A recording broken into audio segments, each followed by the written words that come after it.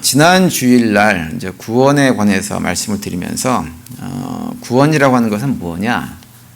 궁극적으로 우리가 상상할 수 없는 고통이 자리하고 있는 영원한 지옥에 떨어지는 것으로부터 자유하게 되어지는 것이 구원이다. 이런 말씀을 지난주에 드렸죠. 그러면서 1973년경에 서울에 있었던 대형가 호텔 화재 사건에 대해서 말씀을 드렸습니다.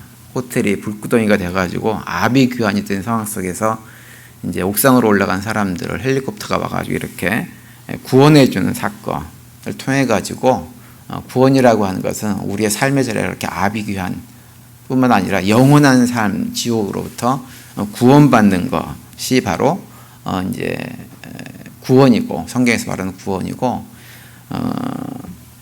그 구원을 하기 위해서 헬리콥터에서 이렇게 옥상에 있는 사람들에게 사다리를 내리는 그 사다리가 무엇이냐? 바로 예수님이다라고 하는 말씀을 지난 시간에 드렸습니다. 그래서 하나님께서 은혜로 선물로 우리에게 사다리를 이렇게 내려주셨는데, 그 사다리를 붙들게 되어지면, 붙들고 위로 올라가면 이제 구원을 얻게 된다고 하는 말씀을 드렸죠. 그래서 우리가 이제 그 사다리를 붙드는 행위, 다시 말하면 예수님을 믿는 것이 우리 믿음의 고백의 행위라고 할 수가 있는 거죠. 그래서 하나님께서 그 선물로 내려주신 사다리를 붙드는 사람들은 그 지옥 불구덩이 속에서 완전히 영원히 구원을 받게 된다라고 하는 말씀을 드렸고, 그것이 다 하나님의 선물, 공짜다, 이렇게 말씀을 지난 시간에 드렸습니다. 그런데 이제 오늘은 좀 생각을 해볼 것은 뭐냐면요, 그 하나님께서 우리를 구원하기 위해서 사다리를 내려주셨습니다. 예수 그리스도라고 사다리를 내려주셨는데, 그 사다리를 붙드는 행위가 구체적으로 무엇인지를 조금 더 우리가 좀 생각을 좀 해봤으면 좋겠어요. 일반적으로 그 사다리 붙드는 것을 그냥 우리는 예수를 믿는다라고 얘기를 많이 하죠. 근데 예수를 믿는다고 하는 것은 무엇을 얘기하냐면, 그 예수 그리스도께서 나의 죄를 대속해서 대신 죽으시고 내가 죽어야 될 자리, 내가 가야 될 그 지옥의 자리로부터 나를 구원해 주셨다고 하는 사실을 믿는 것이 우리의 믿음이죠.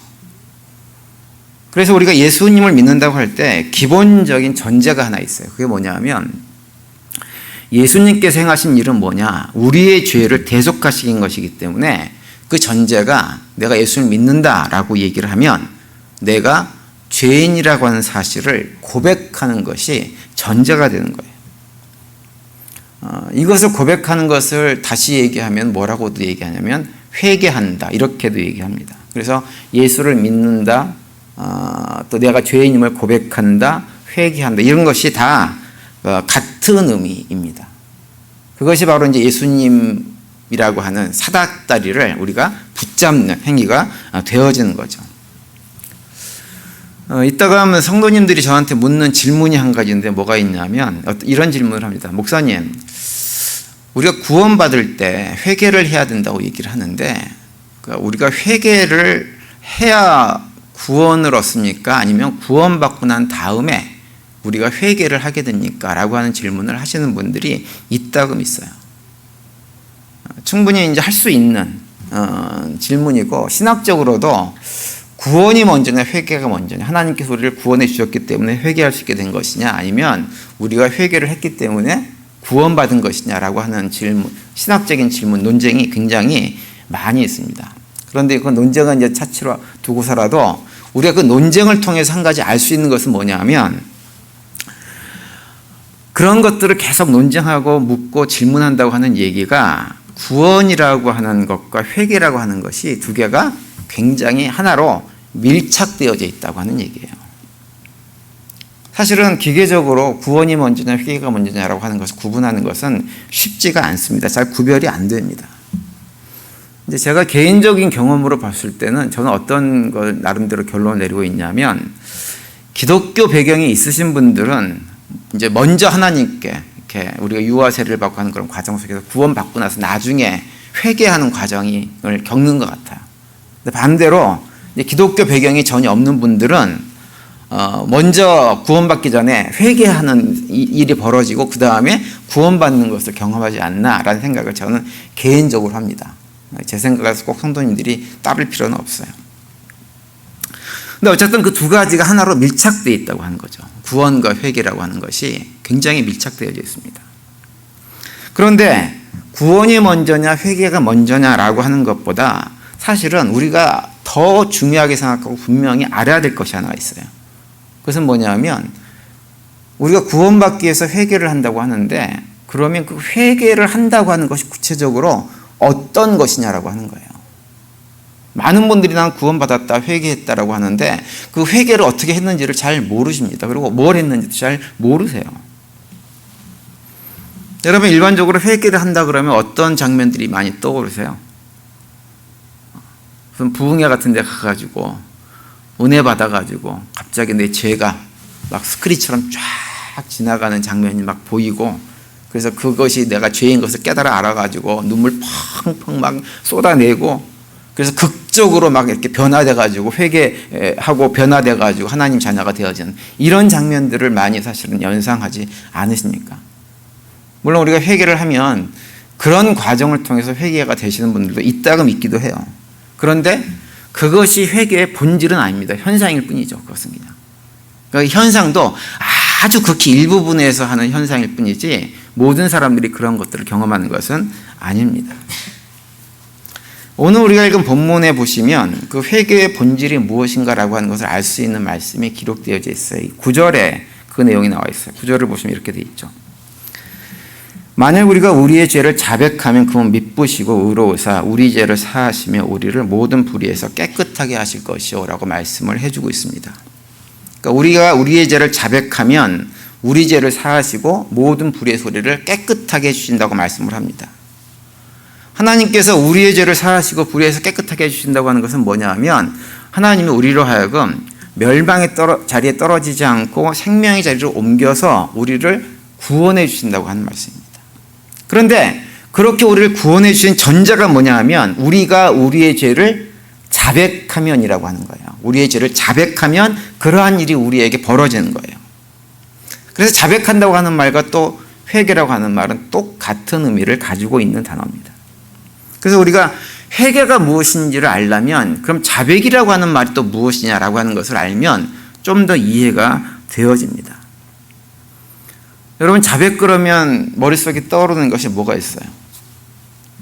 자백 그러면 물고문 이런 거 생각나지 않습니까? 그런 거 생각나지 않으세요? 자백 이러면 우리 여기 계신 분들이 대부분 1970년대 80년대는 모르겠네요. 70년대 80년대 저는 80년대까지 한국에 있었으니까요.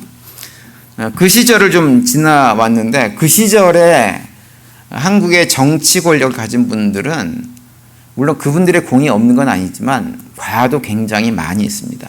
왜냐하면 당시 젊은 사람들을 붙잡아다가 이런저런 이유로 자백을 강요하고 자백을 하지 않으면 물고문하고 괴롭히고 그러다가 젊은 아이들을 죽게 만드는 일도 그 시대에는 상당히 많이 있었습니다.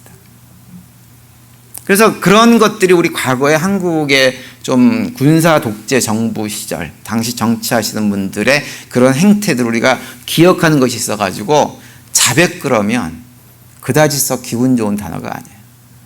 예전에 영화도 자백이라는 영화가 있었는데요. 그 영화도 다 물고문하고 괴롭히고 힘들게 하고 이런 것들입니다.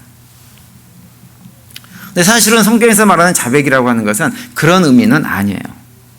영어에서 자백을 그러니까 뭐 고백과 자백이 거의 같은 단어로 사용되는데요. confess라고 하는 단어죠. confess. 그죠?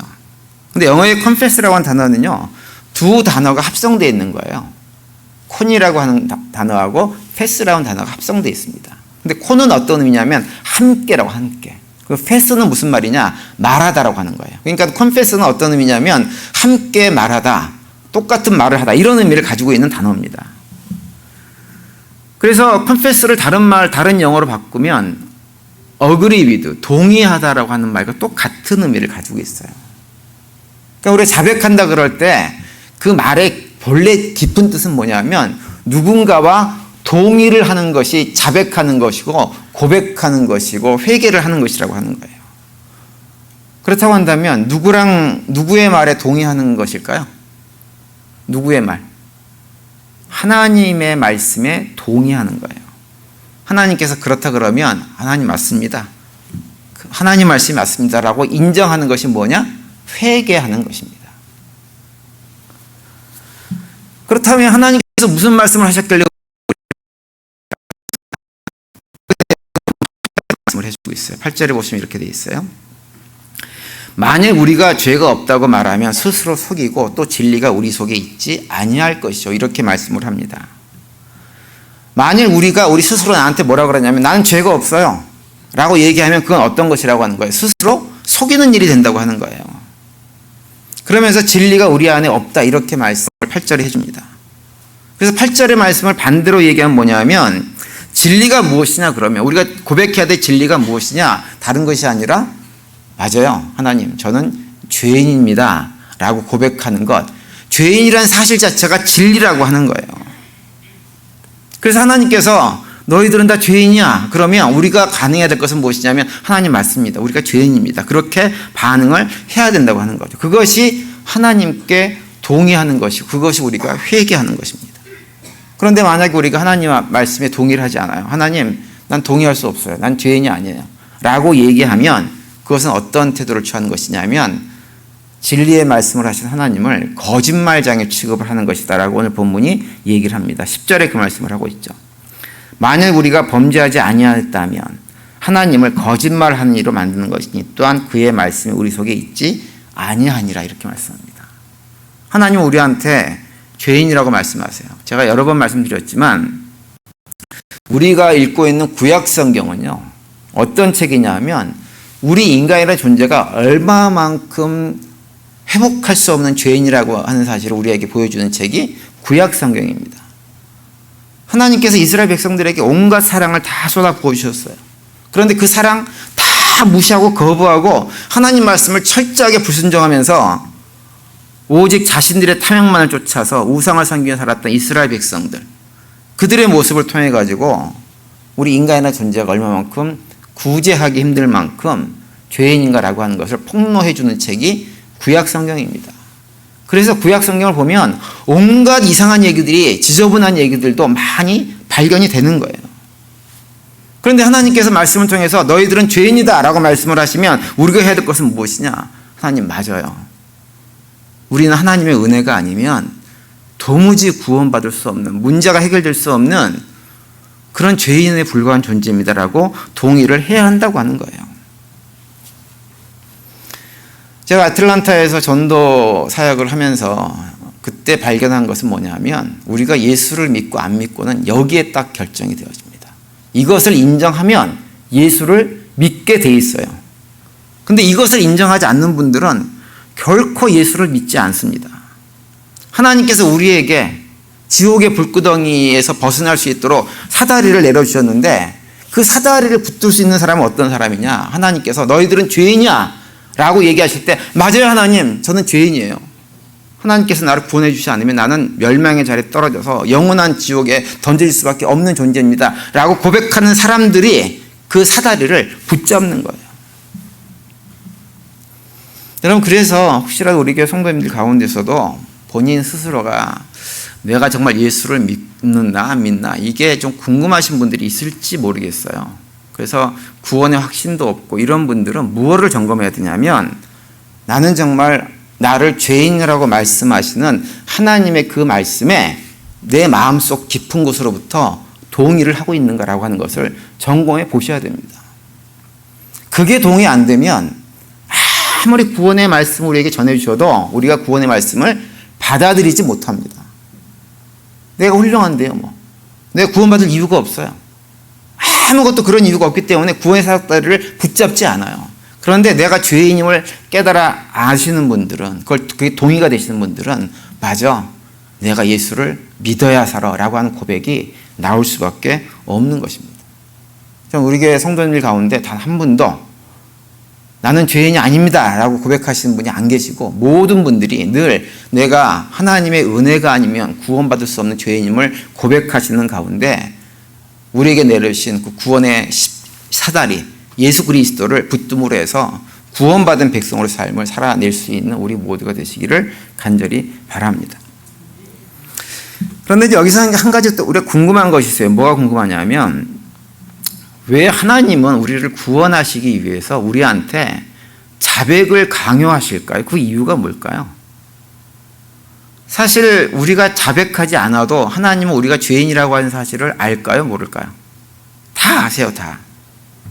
옛날에 1970년대, 80년대 경찰이나 이런 사람들이 물고문하고 이럴 때는 본인들이 모르니까 고문도 하는 거예요. 자백을 강요하는 거예요. 근데 하나님은 그걸 다 아세요. 다 아시는 분이 굳이 우리한테 넌 죄인이야 라고 말씀하시고 그걸 동의하도록 자백하도록 요구하신 이유가 뭘까요? 우리가 그 이유를 이렇게 우리 가정에서 아이들을 키우면서 이렇게 경험을 생각해 보면 좀 이해를 할 수 있는 것이 있어요. 뭐냐면 우리들이 자녀들을 아예 집에서 키우다 보면 애들이 어렸을 때 이렇게 엄마가 굉장히 아끼는 그릇 같은 것을 이렇게 깨버리는 경우가 있죠. 그죠? 아니면 아빠가 애지중지하는 어떤 물건을 갖다가 망가뜨려 버리는 아이들이 종종 있습니다. 이제 그렇게 되어지면 엄마 아빠가 어떻게 하나요? 야, 이거 누가 그랬어? 묻죠. 그죠? 그리고 그 일을 저지른 아이한테 반드시 그 아이가 스스로 엄마 아빠 이거 내가 했어 라고 얘기하도록 요구를 합니다. 그렇게 요구를 안 하세요? 안 해보셨어요? 그렇게 요구를 하는 경우가 많이 있어요. 그것은 애를 갖다가 잡자고 그러는 것은 결코 아니에요. 애들한테 강요를 하게끔 만들고 막 고문시키려고 그러는 것이 아닙니다. 그렇게 한 이유가 있어요. 왜 그럴까요? 그것은 다른 것이 아니라 일반적으로 아이들이 엄마 아빠 내가 그렇게 했어라고 얘기를 해야지 다시 그 똑같은 일을 반복하지 않을 가능성이 많기 때문에 스스로 자기가 했다고 하는 잘못을 고백하도록 요구를 하는 거예요. 본인 스스로 내가 잘못했구나라고 하는 것을 알아야 됩니다. 알아야지만 그래야 다음번에 안 할 수가 있는 거예요. 애가 그렇게 고백을 하면 부모들이 어떻게 하나 일반적으로. 이거 값이 얼마인 줄 알아? 500불짜리야. 그러니까 내가 앞으로 너한테 줄 용돈에서 깐다. 이렇게 하실 부모가 있나요? 없죠. 어떻게 하나요? 다음부터 그러지 마라. 이러고 넘어가는 거예요, 그냥. 그러면 그 아이가 어떻게 되냐면 앞으로는 또 엄마 아빠의 물건을 만질 때 혹시라도 그걸 망가뜨리지 않게 해서 깨지 않게 해서 조심할 수밖에 없는 것입니다. 그래서 본인이 스스로 내가 이걸 잘못했다고 얘기를 하도록 부모가 아이들한테 요구를 하는 거란 말이에요. 그래서 하나님도 우리한테 그걸 요구하세요. 우리 스스로 하나님 저는 죄인입니다. 하나님의 은혜가 아니면 구원받을 수 없는 죄인이라고 하는 것을 본인 스스로 고백하도록 요구를 하세요. 그래야만 우리가 매일매일 짓고 있는 죄로부터 조금이라도 벗어날 수 있는 가능성이 생기기 때문에 그래요. 여러분 혹시 AA라고 하는 그 단체를 아세요? 알코올 중독에 걸린 분들을 치료해주는 알코올릭 어나니무스라고 하는 단체가 있는 거 아세요? 예전에 제가 헌스빌에 있을 때 그 미국 교회 건물을 빌렸었는데 그 교회는 매주 월요일 저녁에 되어지면 그 AA 모임 미팅을 항상 합니다. 그 알코올 중독에 걸리신 분들을 이제 불러놓고 치유하는 그런 건데요. 거기 가면요. 가장 먼저 하는 게 뭐냐면 자기 이름을 대요. I am James. first name을 갖다 이렇게 얘기하게 해요. last name은 얘기 안 해도 됩니다. first name을 얘기하게 하고 나서 그 다음에 바로 얘기하는 것이 뭐냐면 I am alcoholic이라고 본인 스스로 자기가 술에 중독된 사람이라고 하는 것을 얘기하도록 만듭니다. 사람들 앞에서 내가 술에 중독된 사람이라고 하는 것을 얘기하는 것이 무엇이냐면 그 알코올릭을 치료하는 첫걸음이 되는 거예요. 첫걸음이. 그런데 그 고백을 하지 않는 사람들이 있어요. 난 술 중독이 아니고 그냥 언제든지 이거 끊을 수 있는 거고 그냥 언제든지 끊을 수 있지만 식사할 때 그냥 한 잔씩 하는 것 뿐이지 내가 중독된 것이 결코 아니다. 그러면서 자기를 계속 합리화하게 되어지면 그 사람은 결코 알코올 중독에서 벗어나지 못하게 되어집니다. 술 중독뿐만 아니라 노름 중독도 마찬가지예요. 모든 중독 증세는 자기가 거기에 중독됐다고 하는 것을 자기 입으로 고백을 할 때 치료의 첫걸음이 시작되는 거예요. 그걸 안 하면 방법이 없어요. 치료가 안 되는 것입니다. 아무리 강제적으로 치료해 보려고 노력을 하고 약물을 주입하고 온갖 걸 다 해도 치료되지 않습니다. 그런데 죄라고 하는 것도 일종의 중독 증세예요. 처음에는 죄를 작게 짓습니다. 그런데 그 한 번 발걸음을 죄에 내딛기 시작하면 그 다음부터는 점점 대담해지는 게 죄라고 하는 특성이에요. 그래서 점점점 나중에는 중독이 돼가지고 내가 죄를 지으면서도 그것이 죄인지 알지 못하고 아무렇지도 않게 짓는 거예요. 그래서 그 죄의 중독으로부터 벗어나려면 첫 번째 거리는 무엇이냐? 내가 죄인이라고 하는 것, 죄에 중독되어 있다고 하는 것을 자백해야 그 첫 걸음이 시작되는 거예요. 나는 죄인이 아니고 언제든지 죄로부터 자유롭게 벗어나서 하나님 백성답게 살 수 있어 라고 생각을 하면 결코 그 죄에서 벗어나지를 못하게 되어집니다. 하나님께서 하나님 제가 죄에 중독되어 있어요. 난 죄인이에요. 근데 내가 어떻게 할 수가 없어요 라고 고백을 하면 그때 하나님께서 우리를 도와주실 길이 생기는 것입니다. 그런데 그 반대로 하나님 저는 죄인 아니에요. 나름대로 성실하고 열심히 바르게 살아왔어요. 내가 왜 죄인이에요? 그러면 자기도 모르게 빠져있는 죄 가운데서 그 죄에 대한 파괴력으로 인해 가지고 그 자리에서 벗어날 수 있는 길은 전혀 존재하지 않는 것입니다. 그래서 우리가 죄로부터 벗어나려면 첫 번째로 필요한 것이 무엇이냐? 죄를 스스로 자백하는 거예요. 그것이 출발점입니다. 그래서 하나님께서 우리에게 죄를 자백하도록 요구를 하고 있는 것입니다. 오늘 본문에 보시면 하나님께서 우리가 죄를 자백하게 되어지면 우리에게 해주시는 것 두 가지로 우리에게 말씀을 해주고 있어요. 7절에 보면 이렇게 말씀합니다.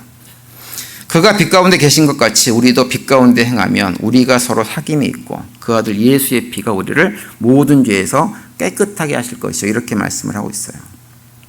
여기 7절에 보시면 어떤 표현이 있냐면 그가 빛 가운데 계신 것 같이 우리도 빛 가운데 행하면이라고 하는 표현이 있죠. 이 말씀이 어떤 표현이냐면 내가 죄인임을 자백한다고 하는 말과 똑같은 의미입니다.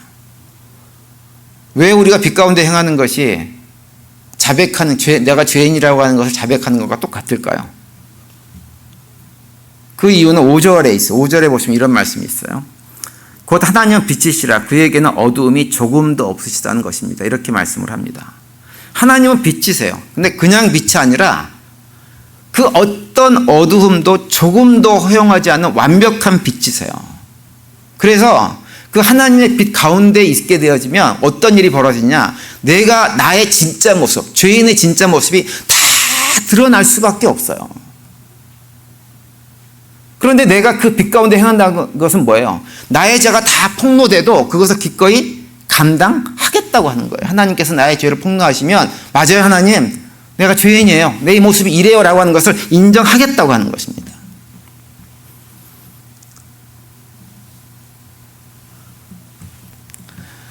그래서 내가 빛 가운데 거한다고 하는 말은 제가 지금까지 설명했던 회개한다는 말이나 죄를 자백한다는 말이나 고백한다는 말이나 다 똑같은 의미를 가지고 있는 거예요.